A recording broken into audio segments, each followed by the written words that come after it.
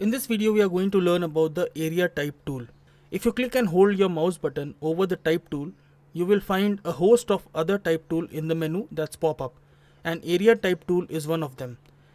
These tools work with text, and once you know them, you can use them creatively in your project.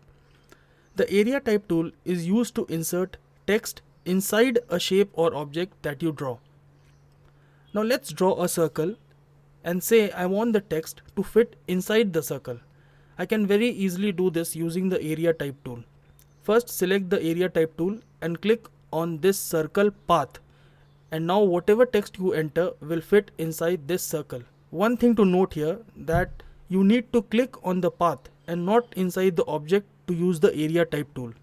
Now if you double click on the area type tool, a dialog box will appear with different options.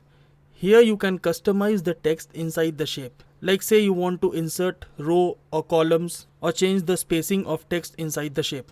So using these options you can customize the text inside the shape however you like.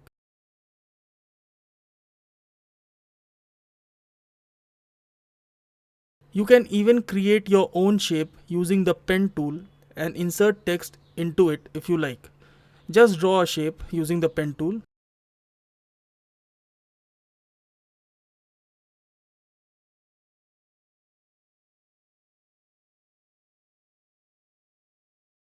And now click on the path to fill in the text. You can create some great text-based design using this tool alone.